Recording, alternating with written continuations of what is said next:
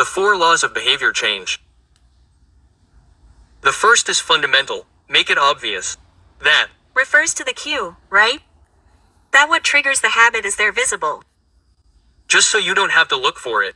If you want to read more, well, man, don't hide the books. Leave them in plain sight, on the nightstand, in the living room. Of course.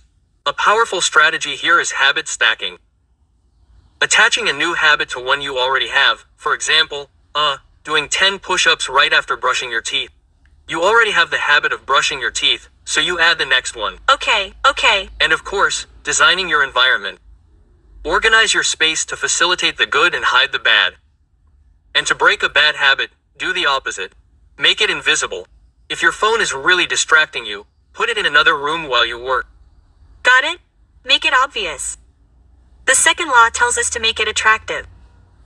How does this work? Because it's not always appealing, right? Of course, this is where desire and longing come into play. Habits are largely driven by the anticipation of reward, by that little dopamine rush that the brain generates. One technique is temptation bundling. Basically, you pair something you want to do, something pleasurable, with something you need to do. For example, you only allow yourself to watch your favorite series while you're on the exercise bike. Oh, look, how great it Works. And social environment is also key. If you surround yourself with people for whom the habit you're pursuing is the norm, it becomes inherently more attractive. Do you want to quit smoking? Well, maybe it's a good idea to spend less time in places where everyone else is smoking. It makes perfect sense. And the third law seems to get right to the point. Keep it simple. Minimize friction. Exactly. Law of least effort. Our brains are programmed to conserve energy. The less effort it takes to start something, the more likely we are to do it. The classic example of laying out your gym clothes the night before, right? That's it. Or the famous 2-minute rule. Any new habit should start with a version that takes you less than 2 minutes to do. Read a page, lace up your shoes to go for a run, meditate for a minute. The key is to automate the start, right? And to break bad habits, do the opposite. Add steps, create obstacles, make it harder. Okay. And we come to the fourth law, make it satisfying. The reward that closes the circle. Essential, because our brain values immediate gratification. Many good habits have long-term benefits, but we need to feel something positive now. Of course, not wait months to see results. Exactly. We have to look for a small, instant victory. Mark a big X on the calendar for every day that you complete it. Using a tracking app that gives you praise, something tangible, I see, and a golden rule that Clear mentions that I think is vital. Never fail twice in a row. 1 slip, well, is human, but 2 in a row, that's the start of a new bad habit. You have to break that streak fast. Very interesting. Beyond these laws, there are some very powerful ideas in the book. I was particularly struck by the emphasis on identity over goals. Yeah, it's not just about what you want to achieve, it's about who you want to be. That's one of the most profound and transformative points of the book for me. Changing your habits is essentially changing your identity.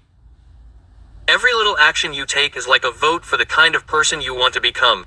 How powerful that is. Very powerful. It's not like I want to write a book, it's like I'm a writer. And that's demonstrated by writing every single day, even if it's just a paragraph. It's also crucial to understand what he calls the plateau of latent potential. You explain a little bit there. Well, progress is not linear. Often you work and work for a long time without seeing any apparent results, like water that needs to be heated to 100 grams to boil. It seems like nothing is happening, but the potential is accumulating. You have to trust the process. Looking at the work as a whole, I think its great value lies in that mix of, well, solid scientific basis and extreme applicability. It doesn't just stay in abstract theory. I totally agree. It gives you concrete tools, and that focus on systems instead of just goals is a paradigm shift for a lot of people. It relieves a lot of pressure, right? A lot. It focuses you on what you can control, your daily actions. The power of the 1% is not just mathematical, it's psychological. It makes change seem, well, manageable, sustainable. And the connection to identity gives it a depth and an intrinsic motivation that goes beyond simple discipline.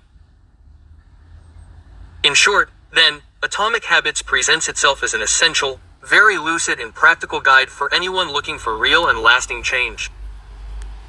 Yes, based on behavioral science and the power of small and consistent. And there are phrases that are, well, real gems. Just like the one that says, you don't rise to the level of your goals, you fall to the level of your systems. It puts the focus squarely on the importance of building solid processes. Awesome. Or this other one. The key to building lasting habits is not so much willpower as the design of your Environment. A brutal reminder of how context influences us. Absolutely. Changing your environment is often the smartest strategy, without a doubt. And finally, the one we've already mentioned, but it bears repeating. Every action you take is a vote for the kind of person you want to become. That defines the philosophy of the book very well. Our identity is forged in daily choices, no matter how small. Reflecting on all this, I get the feeling that Clear offers us a kinder and also more realistic perspective on personal change. Yes. It invites us to let go of the guilt for the lack of an iron will that sometimes beats us down and to see ourselves more as architects of our own behavior. Designers of environments and systems that work in our favor. Exactly.